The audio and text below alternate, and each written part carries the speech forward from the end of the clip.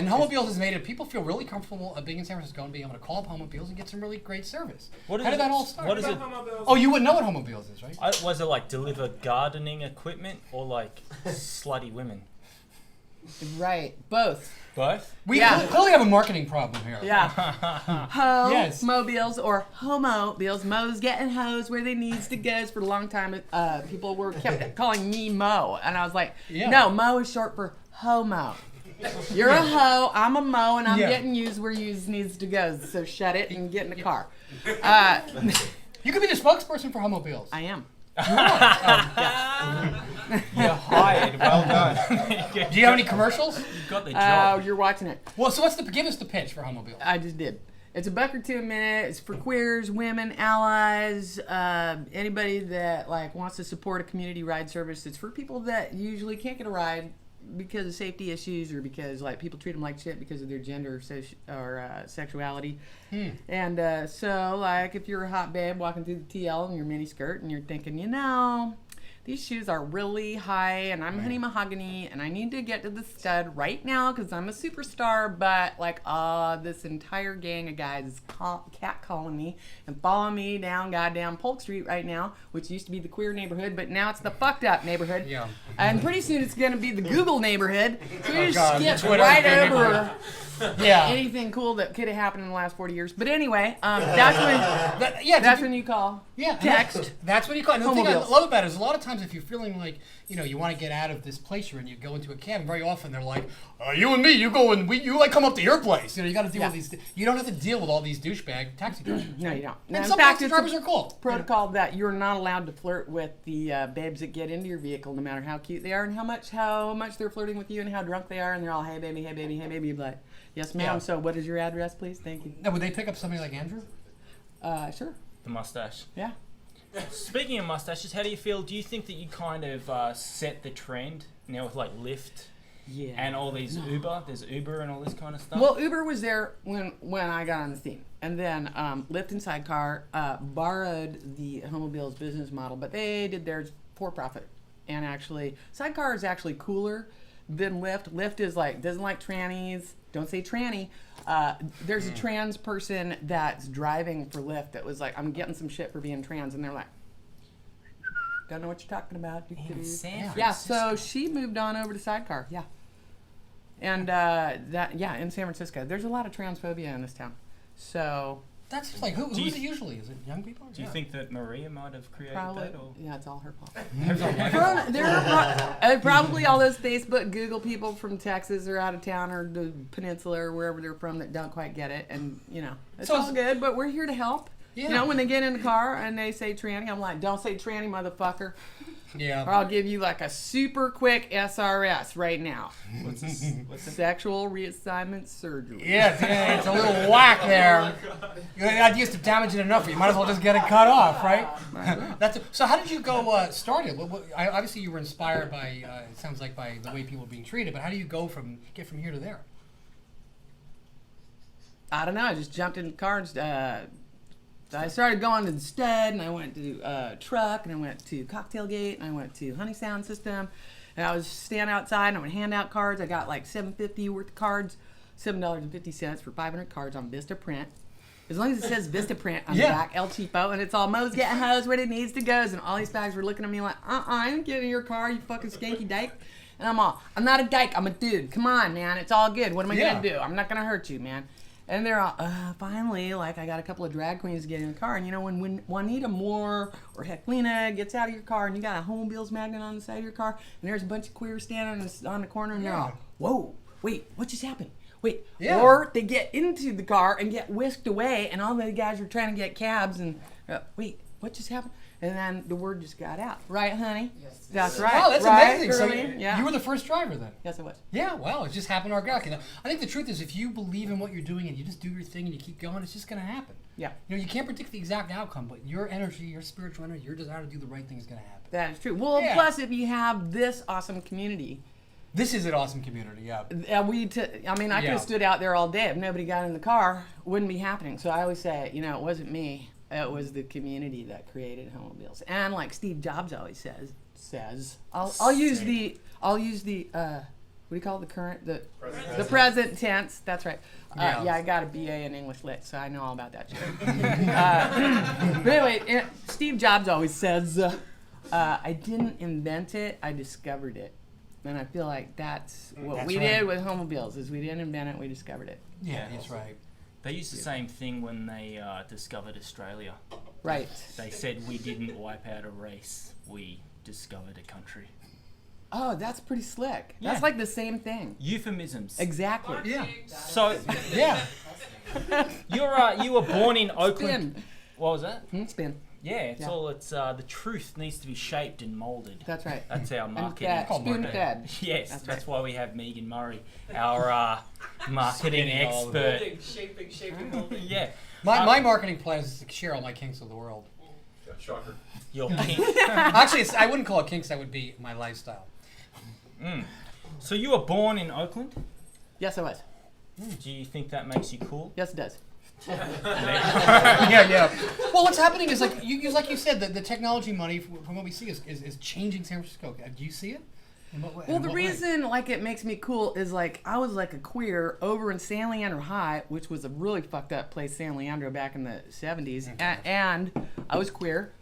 But I was 30 miles away from Revolution and Harvey Milk and all that, so all I had to do was borrow my dad's car, pile it full of queers, and like go over to the end up and use our fake IDs to get in. So yeah, I'm practically a native. And you know what? I'm still using my parents' car to drive bags around.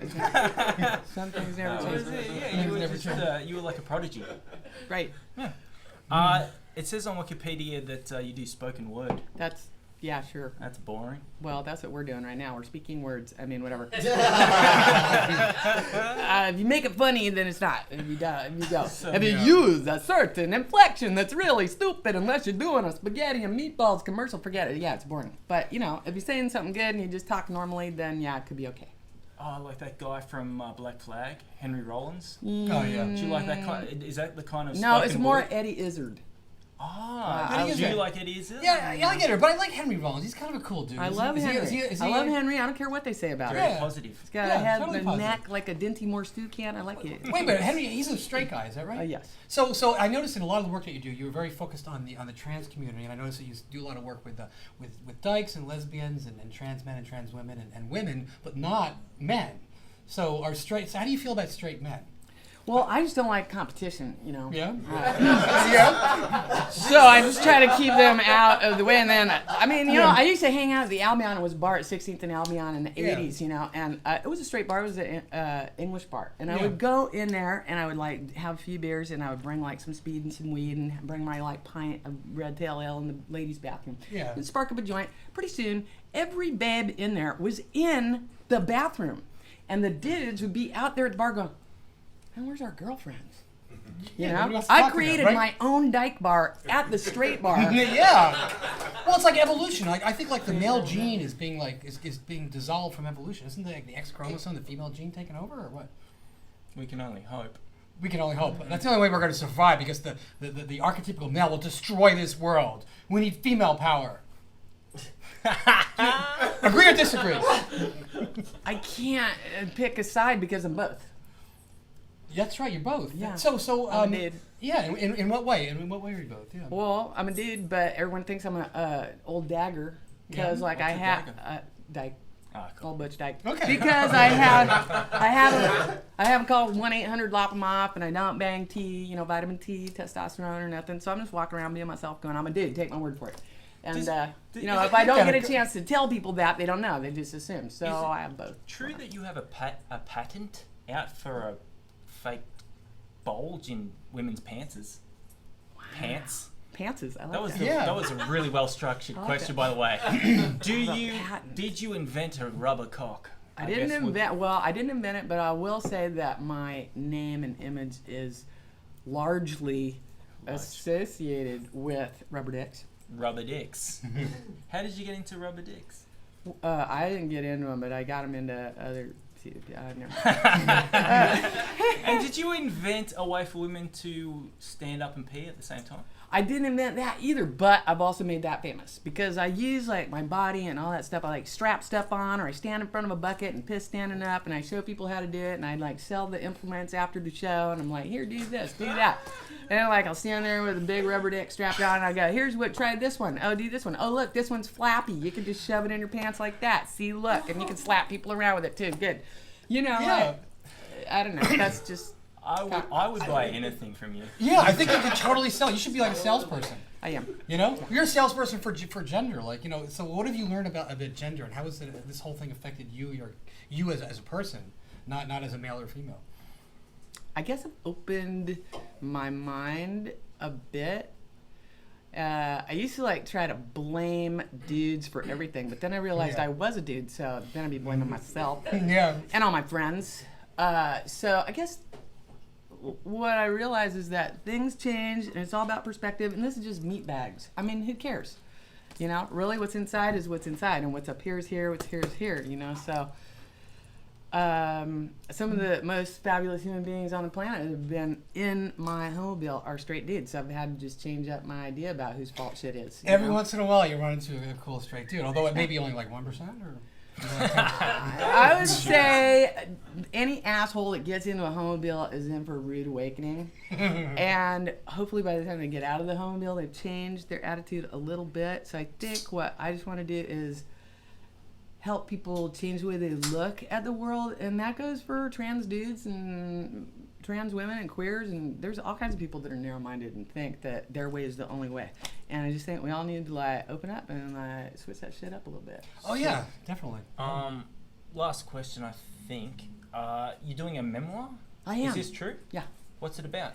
Well, my mom was born and raised in Nazi Germany, and I'm a queer punk anarchist revolutionary, and so I feel like a lot of people probably like have kids that they're like, I don't understand what this kid learned from me and why they're doing what they're doing. Or kids look at their parents and go like, I don't get it. What's the connection? So what I'm trying to show is how parents and children, what their connections are, and how does like someone raised in Nazi Germany end up with a kid who's a queer punk rock anarchist getting blowjobs on stage from straight guys.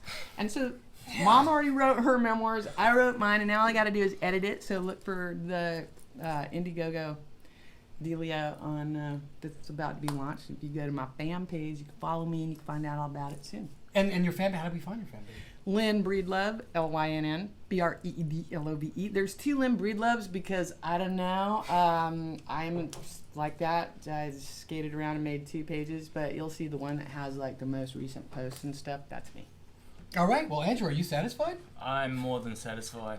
Yes. Well, there's so much we could dig in, and we could spend 3 hours with you. We'll have to get you back onto the show. I'll be back. Yes, right. And I think we're going to go call Homobiles when you want to feel safe and you want to hang out with some really great taxi people. That's right. Yeah. Oh, text. You do want to text, don't call. And if you text on a weekend night for the first time, you might not get a ride, so you want to kind of get started during the week. And the number's 415-574-5023. That number again? 415-574-5023. All right. Lynn Breedlove, thank you so much. All right. Cut. Great. Good work.